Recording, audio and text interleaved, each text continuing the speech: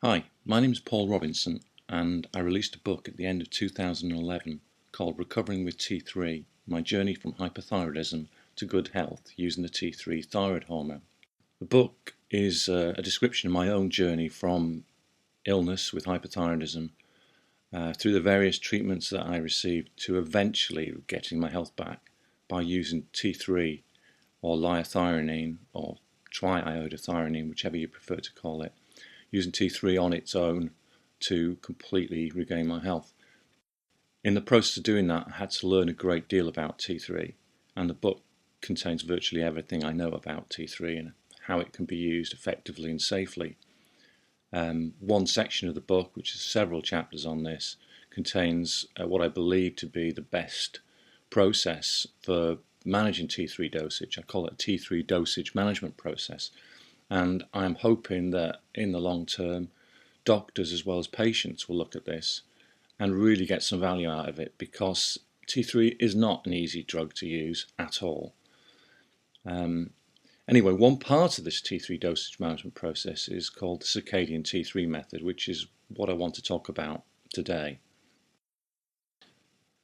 Patients that are using natural desiccated thyroid or a T4-T3 combination or T3 on its own are getting a great deal of value from the book, because the book isn't just for people that use only T3. The book talks so much about T3 and how it works and how it can be used effectively that it is a great value to people who are using natural desiccated thyroid, which obviously has some T3 in it, and obviously patients that use T4 and T3 in combination, they'll get value out of this as well.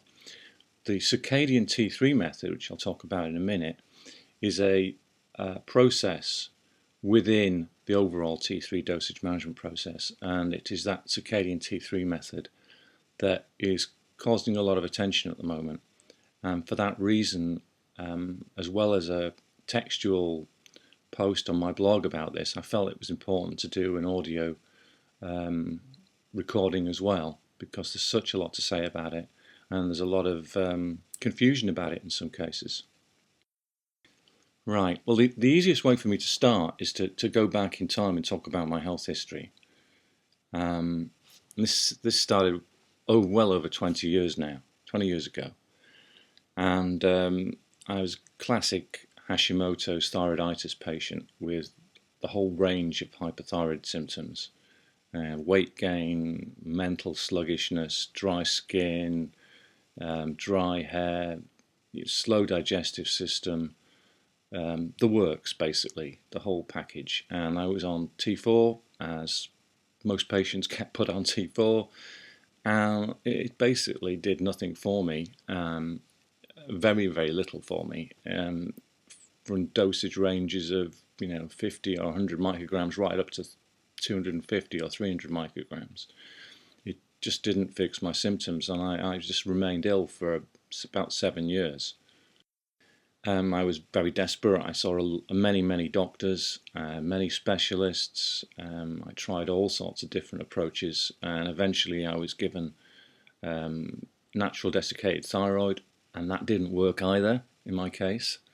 I was also given T4 and T3 in combination, and that didn't work any better either in my case. I was also given in some cases hydrocortisone or prednisolone to see if some adrenal hormones would help me. Having said that, I had passed a synacthin test or an ACTH stimulation test, so I knew my adrenals were basically working. I didn't have Addison's disease, but I did have some adrenal symptoms as well.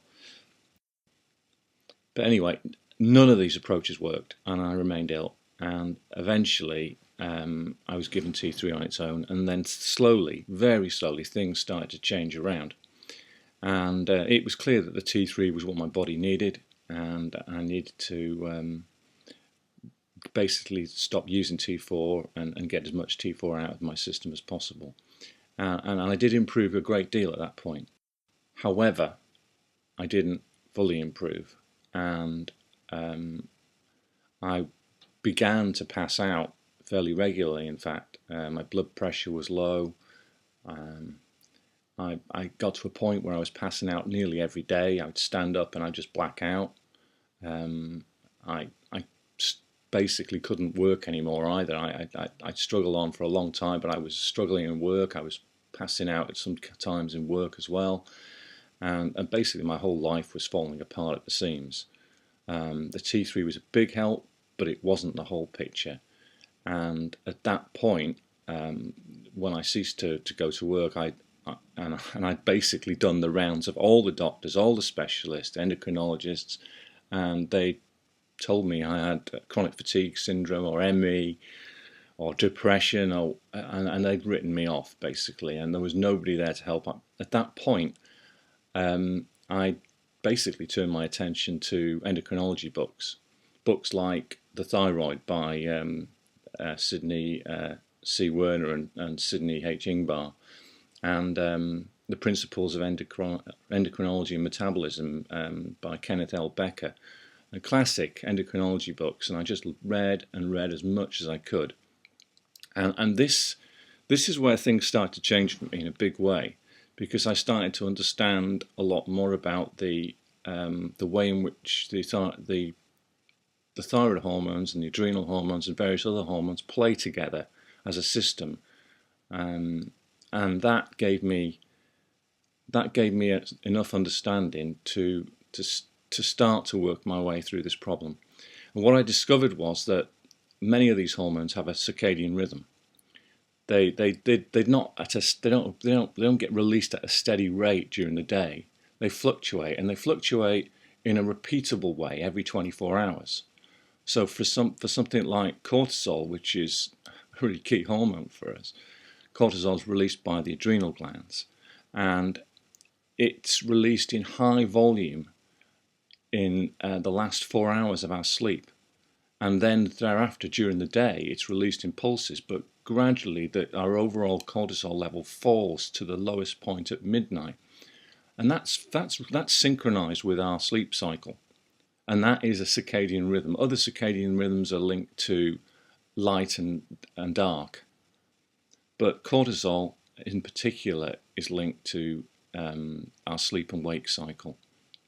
And it's interesting this information has been in endocrinology books for years, and it's interesting that you can see it very clearly. All the studies show that pretty much in the last 4 hours of sleep, in a normal person whose adrenal glands are functioning properly, whose pituitary and the rest of their system is functioning properly, that cortisol will rise during those last 4 hours of sleep. Another interesting fact is that TSH, the thyroid stimulating hormone, that typically is released in the highest volume around midnight. That's another circadian rhythm. And this is what I started to look at, and I had suspicions that my cortisol levels were low, but I knew from the endocrinologists I'd spoken to that they thought my adrenal glands were okay, and I'm sure a lot of you folks have had exactly the same feedback at some point. And in those days, we're talking about a long time ago here, saliva tests weren't available. And they're only just recently available in the UK anyway. So I had these ideas, and then one day an idea just struck me that I'm on T3. I take my T3 early in the morning when I get up, I take it in the afternoon, I take it in the early evening, and then I don't take any more. So my T3 is probably going to be pretty low when these adrenal glands are working at their hardest. What if it's just really low and they just don't have enough T3 to work? And that was the idea that I had. And that's not a really complicated idea. That's really simple. That's not a discovery. That's just falling over something that's obvious.